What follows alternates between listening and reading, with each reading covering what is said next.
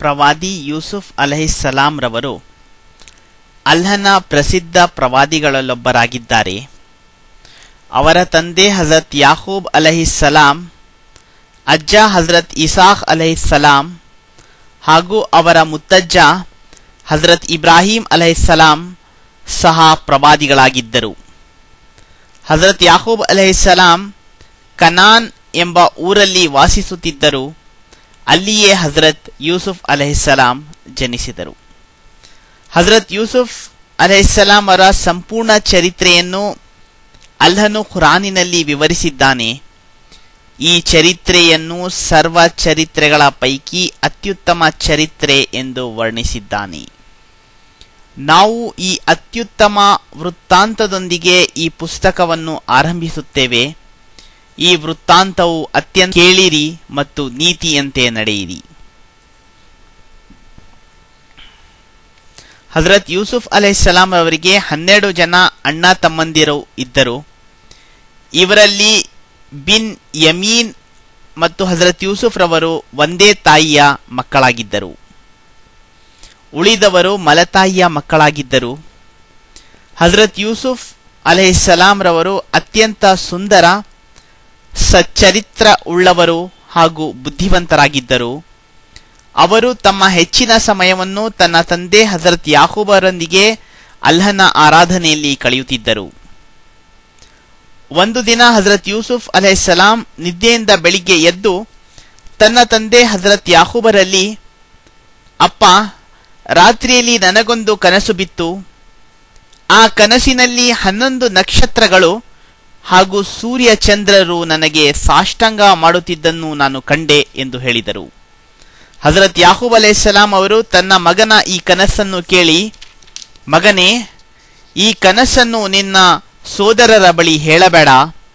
ಹೇಳಿದರೆ ಅವರು ನಿನ್ನನ್ನು ಪೀಡಿಸುವರು. ನನ್ನ ಅನಿಸಿಕೆಯ ಪ್ರಕಾರ ನಿನ್ನ ಪ್ರಭುವು ನಿನ್ನನ್ನು ಆಯ್ಕೆ ಮಾಡಿ ಪ್ರವಾದಿಯನ್ನಾಗಿ ಮಾಡಲಿದ್ದಾನೆ.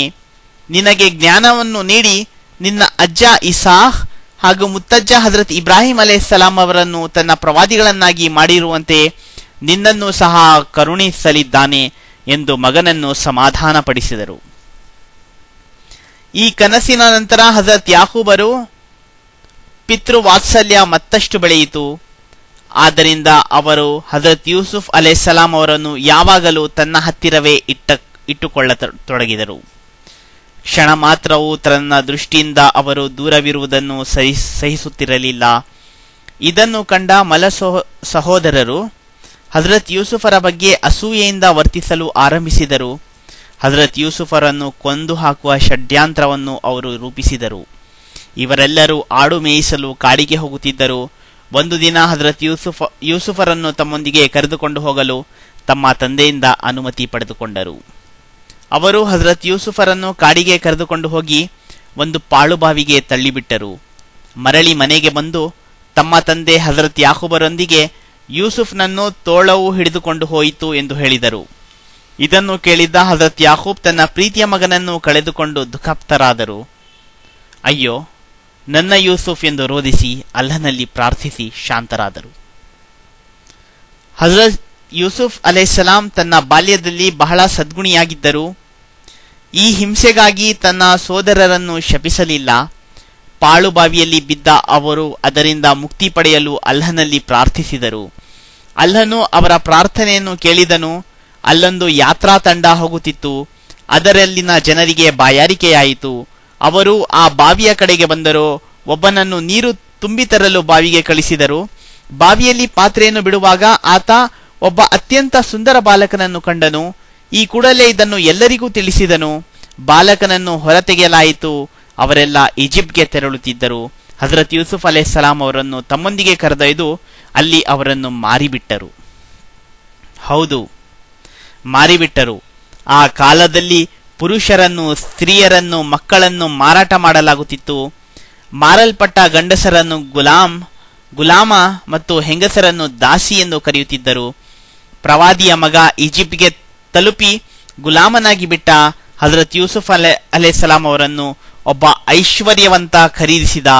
ಹಜರತ್ ಯೂಸುಫ್ ಅಲೈಹಿಸ್ಸಲಾಂ ಅವನ ಮನೆಯಲ್ಲಿ ಇರತೊಡಗಿದರು. ಒಂದು ದಿನ ಈಜಿಪ್ಟಿನ ದೊರೆ ಕನಸು ಕಂಡ. ಆ ಕನಸಿನ ಅರ್ಥವನ್ನು ತಿಳಿಸಲು ಅವನು ಜ್ಞಾನಿಗಳನ್ನು ಮತ್ತು ಜ್ಯೋತಿಷಿಗಳನ್ನು ಕೇಳಿದ. ಆದರೆ ಇವರ್ಯಾರಿಗೂ ಅದು ಸಾಧ್ಯವಾಗಲಿಲ್ಲ. ಹಜರತ್ ಯೂಸುಫರು ಇದನ್ನು ಕೇಳಿ ಅರ್ಥವನ್ನು ತಿಳಿಸಿದರಲ್ಲದೆ ಮುಂದೆ ದೊರೆ ಏನನ್ನು ಮಾಡಬೇಕೆಂಬುದನ್ನು ಸಹ ತಿಳಿಸಿದರು. ಹಜರತ್ ಯೂಸುಫರ ಬುದ್ಧಿವಂತಿಕೆಯನ್ನು ಕಂಡ ಆ ದೊರೆ ರಾಜ್ಯಾಡಳಿತದ ಬೀಗದ ಕೈಗಳನ್ನು ಹಜರತ್ ಯೂಸುಫರಿಗೆ ನೀಡಿ, ನನ್ನ ಕಡೆಯಿಂದ ಮಾಡಬಯಸಿದ ಕಾರ್ಯವನ್ನು ನೀವೇ ಮಾಡಿರಿ ಎಂದು ಹೇಳಿದರು. ಹಜರತ್ ಯೂಸುಫ್ ಅಲೈಹಿಸ್ಸಲಾಂ ಅವರು ದೇಶದ ಆಡಳಿತವನ್ನು ತನ್ನ ಕೈಗೆತ್ತಿಕೊಂಡರು. ಅತ್ಯಂತ ನಿಷ್ಠೆಯಿಂದ ಆಡಳಿತ ನಡೆಸಿದರು. ಪ್ರಜೆಗಳಿಗೆ ಇದರಿಂದ ಶಾಂತಿ ಮತ್ತು ಸುಖ ಸಿಕ್ಕಿತು. ಹಜರತ್ ಯೂಸುಫ್ ಅಲೈಹಿಸ್ಸಲಾಂ ಅವರು ತಮ್ಮ ತಂದೆ ತಾಯಿಗಳನ್ನು, ಅಣ್ಣ ತಮ್ಮಂದಿರನ್ನು ಈಜಿಪ್ಟಿಗೆ ಕರೆಸಿಕೊಂಡರು. ಇವರೆಲ್ಲರೂ ಈಜಿಪ್ಟ್ ತಲುಪಿದಾಗ ಹಜರತ್ ಯೂಸುಫ್ ಅಲೈಹಿಸ್ಸಲಾಂ ಅವರು ಸಿಂಹಾಸನದ ಮೇಲೆ ಕುಳಿತಿದ್ದರು. ಇವರೆಲ್ಲರೂ ಅವರ ಮುಂದೆ ಬಾಗಿ ಅವರಿಗೆ ಗೌರವ ತೋರಿದರು. ಇದನ್ನು ನೋಡಿ ಹಜರತ್ ಯೂಸುಫ್ ಅಲೈಹಿಸ್ಸಲಾಂ ಅವರು ತಮ್ಮ ತಂದೆ ಹಜರತ್ ಯಾಕೂಬರಿಗೆ ಹೇಳಿದರು, ಅಪ್ಪ, ನಾನು ಬಾಲ್ಯದಲ್ಲಿ ಕಂಡ ಕನಸಿನ ಸಾಕ್ಷಾತ್ಕಾರ ಇದಾಗಿದೆ.